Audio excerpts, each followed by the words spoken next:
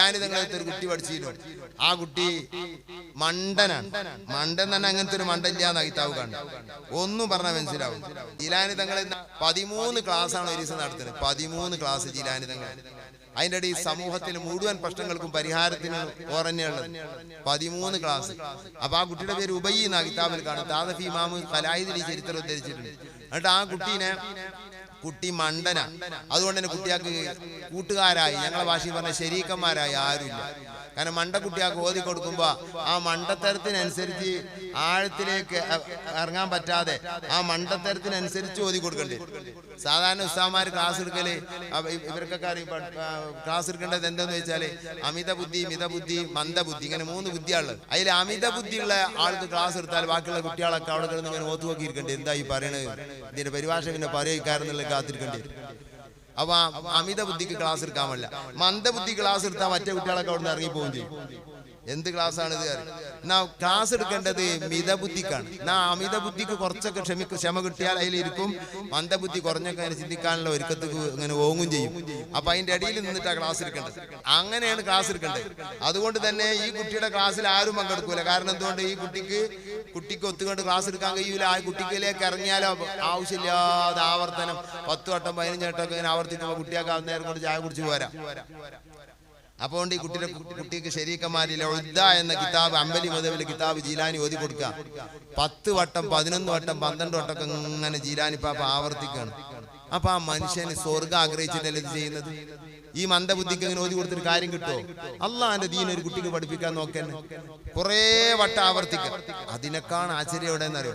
ഈ കഥ പൂർത്തിയാകുമ്പോൾ മനസ്സിലാവും. അങ്ങനെ ഈ കുട്ടിക്ക് ഇങ്ങനെ ആവർത്തിക്കുക. അപ്പൊ ഒരു ദിവസം അവിടുത്തെ അമീർ കാണാൻ വന്നപ്പോ ഈ ക്ലാസ് എടുക്കണം. അപ്പൊ അമീർ അവിടെ കാത്തിരുന്ന് ക്ലാസ് കേട്ടുകൊണ്ട് ഇങ്ങനെ ഇരുന്ന് അപ്പുറത്ത് ജിലാനി തങ്ങൾ ഈ കുട്ടിക്ക് ഒരട്ടം പറഞ്ഞെടുക്കും. മോനെ കൊണ്ട് പറയണില്ല, കണ്ടനാട് കൊടുക്കുക, ഇല്ല അടിക്കൊന്നും ചെയ്യരുത് മക്കളെ. അങ്ങനെ പിന്നെയും പറഞ്ഞു, മോനെ പറ, കിട്ടൂല. പിന്നെയും പറയും. അങ്ങനെ കഴിഞ്ഞ് ക്ലാസ് കഴിയുമ്പോത്തിന് എത്ര നേരായി. അങ്ങനെ മോൻ ക്ലാസ് കഴിഞ്ഞ് കുട്ടി പോയപ്പോ ഈ അമീർ കണ്ട് കടന്നിട്ടാണ് ഈ ഫിഖ് പഠിക്കുന്ന ഈ മോന്റെ പേരിൽ നിങ്ങൾ എത്രയാണ് ഉണ്ടാക്കി ക്ഷമിക്കും നിങ്ങൾ. വല്ലാത്ത ക്ഷമ തന്നെ നിങ്ങൾക്ക് എന്ന് പറഞ്ഞു. ഉടനെ തന്നെ സയ്യിദി അബ്ദുൽ ഖാദിർ ജീലാനി നമ്മൾ നെട്ടുന്നൊരു മറുപടിയാണ് പറഞ്ഞത്. മാ ബഖിയ മിൻ ഇസ്തിബാരി ലഹു ഇല്ലാ 5 അയ്യാം ഔ 6 അയ്യാം. എന്റെ മോന് ഉബയ്യിന് വേണ്ടി ഞാൻ 5 ദിവസമല്ലേ ക്ഷമിക്കേണ്ടി വരൂ, അതിനപ്പുറം ക്ഷമിക്കേണ്ടി വരില്ല. കറാമത്ത് നിറഞ്ഞ മഹാനല്ലേ ജീലാനി പാപ്പ. അപ്പൊ ഈ കുട്ടിയാണ്ട് വളരെക്കാരെന്ന അമീർ മനസ്സിലാക്കിയത്. 5 ദിവസം കൊണ്ട് കുട്ടിയാണ്ട് വളരെക്കാരൻ. അങ്ങനെ കുറെ അനുഭവം ഉണ്ടല്ലോ ജീലാനി പാപ്പാനെ കൊണ്ട്. ചെറിയ ഒരു മോൻ വലിയ സ്ഥാനത്തേക്ക് ദിവസങ്ങളെ കൊണ്ടെത്തിയത് ഉണ്ടല്ലോ ജീലാനി അനുഭവത്തിൽ. അങ്ങനെ മനസ്സിലാക്കിയത്. 5ാമത്തെ ദിവസം ഉബയ്യി ലോകത്തോട് വിട പറയുന്നു. അപ്പൊ ഈ കുട്ടി വളരൂല, ഒരു മൂല്യരാകൂല.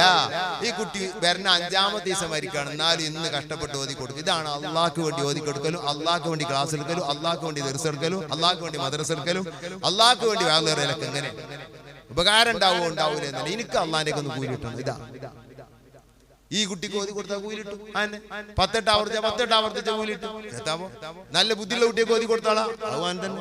ഒരട്ടം പറഞ്ഞാലോ അതിന് കൂലിട്ടു, 2 വട്ടം പറഞ്ഞാൽ കൂലിട്ടു. കൂലി 2 സമല്ലേ. ചെറിയ മക്കളോ അതാമെന്ന് വലിയ മക്കളാണ്. ചിലർക്ക് അതിന് വലിയ കുട്ടികൾ വേണം ദർസിന്. എന്നാലേ ദർസിന് ചാലോനെ കൊടുക്കുള്ളൂ. അതൊക്കെ മുസീബത്താ. ചെറുതാകട്ടെ വലുതാകട്ടെ ദർസുകൾ നിലനിർത്തണം.